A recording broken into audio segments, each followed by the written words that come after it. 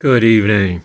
It is February 21st, 2015, and I guess I'm flying solo with the video tonight. It's always fun to have a companion and take all the pressure off me when I'm doing these, but it was easy. It was easy when I was able to just kind of sit in the background, and let my companion do all the talking. Now I got to do some talking here, so that's okay.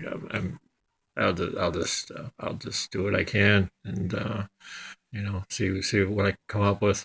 Um, anyway, I thought tonight I was kind of going through my not kind of I was going through my my little portfolio of videos. Little did I know that I'd have such a cornucopia of stuff, but what got me the idea of doing that a couple of years back was that if anything, I'd gone to a I'd gone to a funeral and there was like somebody that was doing the eulogies for the person, and I was thinking to myself, geez, it'd be great if they could say, um, if they could actually say in their own words what their life was all about, it would be really cool. And if you go back and see things that really made them tick, and um, I don't think anybody really wants to think that way. It's kind of a morbid way of thinking, but because the things I was hearing weren't really, it didn't really encapsulate the person that was being talked about, and the things that I was hearing at the wake. So it sounds morbid, but I was thinking of my own mortality, and that nobody would really know me. The only one who really knows me um, is me. So if I could do these things, and then if anybody really wanted to know what I was about, because certainly at this point, this stage of the game, where I have like no level of fame, or I'm not Ben Affleck or whatever, Matt Damon, they wouldn't even do these type of things anyway. But that generally these things don't get viewed very much. But like a Norman Rockwell painting or a Picasso, that once I'm gone, that these will increase in value. For whatever it is. 100 years from now, 200 years from now, they'll be like priceless heirlooms to the past, and that's the way I'm looking at it. So, if you're watching this in the year 2215, well, hey, or 2315, what's that? 200 years? You really hit pay dirt, baby. But because most people are just putting up like funny videos or dogs and cats, and I'm giving you me. I'm giving you my soul, baby. How many people do that? Certainly not men. Maybe the women go on there and they start whining about their bulimia or something. You know, I'm giving you just the the guts, the sinew, everything, the me, the essence, ou de Luc. But all right, enough of the foreplay. Right to the grist of what I was going to talk about. I had done this video last year. It was called "Blinded Me with Science," and it wasn't the Thomas Dolby, was that his name? That song, but it was a catchy title. But basically, it was about what I was talking about was education, how to improve on it, and I'd done that over at MIT. I was over there doing something or another, some sort of thing, and so it was much more cool backdrop. But I figured while I was thinking of it, I would talk about education and my experiences, and like my experiences going back to I went to kindergarten across the street from where I live, and then I matriculated about a mile away to Catholic school after I got through with kindergarten, and I think there was a few things that looking back at that whole scenario, that I would have issue with, and that that I was never really asked like what or how do I want to word this? Never really never really had teachers that really found out what was going on in my head, or um, like had like a some sort of they you call them like guidance counselors, and they don't do shit. Like I would say you would need somebody who is more like a trained um, shrink in a way. You'd have to have somebody who could kind of figure out where you're coming from, what your background is, who you're associate, what was going on in your life, and then how is that going to relate on and how you're going to learn things. And I just know that I felt very alone, very isolated, and that. Especially like in my neighborhood where I grew up, everybody seemed to have like three or four brothers or whatever. That's the whole thing. Everybody had like a whole group that they were living in a crowded house or whatever, and I didn't have that. So I didn't have any sort of thing where I was, you know, had a fight over cereal or whatever cartoon was on TV, whatever I kind of wanted to do, I could do. But that has its good points and has its bad points in that you're dealing with people that are used to um, probably more verbal in your face altercations 24/7 and just just a lot of more give and take, which I never really had to deal with. And I kind of when you're dealing with kids that I don't know how you want to describe it, but that have that as their as like their makeup, and you're just not like that way, then you just kind of feel like an outcast. And so I always carried that with me. I didn't know at the time what was the deal was, but I just could never really relate to like what was going or on around me because I didn't feel like I had much in common with anybody really. And that carries over into school. So um, that you almost become like this pariah or whatever. And how are you going to learn? How are you going to really learn under those conditions? And I'm not making an excuse. I still did pretty well. I mean, I always got, for the most part, high B, close to an A average, pretty much through, you know, grammar school, whatnot. But this wasn't happy. But that's just me. But as far as like changing um, the education system, I would start with having like baseline testing, have some sort of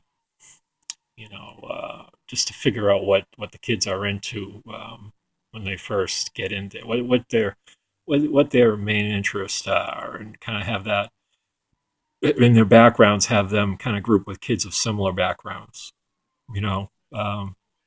Might be a little tricky to do, but I know in where I went to school, it was like that we had three groups, and there was the smart group, and then there was the average group, and then there was the retarded group or the dumb group, whatever. And, I fluctuated between the middle and the high, and I would have hated to be the bottom because that was just such a stigma to that. And that's not good either. So I think you'd have to group the kids, just come up with a better system than that. Got to kind of figure out what makes them tick, what their interests are, give them a reason every day to go to school, and and you got to change the curriculum. Got to change stuff that ain't going to be relevant. I would say, you always say this back in the day. You go, well, how is this gonna help me later in life? And 95% of the stuff that you learn, you really don't. It's not really relevant to what you're what will help you in life. Like, why not show how to have a class on how to handle money and balance a checkbook and credit card, how to deal with credit cards and just stuff like that. And um, just have more more classes showing people how to relate to each other, how to respect each other. I don't know what you would call that type of class. A common decency class. How to treat people the way you want to be treated instead of treating certain people a certain way and other people another way, and eliminate cliques and all that shit. Because then you just carry that shit with you the rest of your life. And who wants that? Um, there are certain things that you need to know. You need to know how to multiply and add and subtract and um, basic sentence structure and stuff like that. But the vast majority, I remember we spent so much time learning the metric system and um, just there's just so many things that you learn that you just don't need, and there's only so many hours that you're in school. You're in there, for 6 hours a day or whatever it is. Make every minute count. You know, devise a devise a curriculum that's going to make kids want to come to school and not just dread going to school. And definitely have a thing every week where kids can go and have somebody to talk to one on one, definitely, just to get away from all the uh, all the crap that goes on around them. Because after a while, it becomes almost like too late to even reach them. So you got to reach them early. And I would say through grammar school, I wouldn't even have a point system on grades or whatever. I would be basing the grades more on effort than a point system, because you don't need the kids competing against each other in that way. There's plenty of time to compete later on in life. You don't need that, until you're a teenager. Make it uh, make it a point that you got to be there every day, be on time. Those are the most important things to learn, um, and make gear everything more towards a respect curve, respect and decency, and treating others with respect and decency. Great on that level. Um, you know, as far as points and all that, and great, because that can just rip kids apart and just destroy and shatter their self-esteem. And you don't need to have that happening at that young of an age. And if they come from a broken home, well, then that's another issue, and that's why you got to spend um, a lot more money. I think with these school budgets, you got to spend a lot more on therapists and psychologists, and a little bit less money on the football coach or the music teacher or whatever, and things that aren't really relevant. Yeah, yeah, you can have you can have a music teacher, but I think a lot of money is wasted with education, and that you know they have a very important job. And I was thinking the other day, I was coming home on the Orange Line. I was seeing all these kids, how they were acting, and they're just the same way as they were when I was younger. They just seem like a pack of wild animals, and it was just, I could just see that whatever they're learning in school, it ain't the important stuff. The important stuff is being lost. Certainly was lost during my generation. I don't know if they ever got it later on down the line, but I certainly didn't see it. Um, you know, up the street or across the street or really anywhere. So, I just kind of learned on my own. You know, that's what I had to do. So, there was really no, no, no knight in shining armor that saved me. There was no Morgan Freeman or whatever. That's not. That only happens in movies. You know, my stuff. I just always kind of just read on my own, and like learned learned independently. So you know, so it can be done, but why should it have to be done? Uh, you know, um, shouldn't have to be. But yeah, so those are some of my ideas, and I'm gonna send this off to MIT.org. I don't know what that means. All right, I'm done here, and I think of a part three where I actually have some concrete ideas. I'll be sure to throw on the red light here. All right, I'm done, and as usual, adios.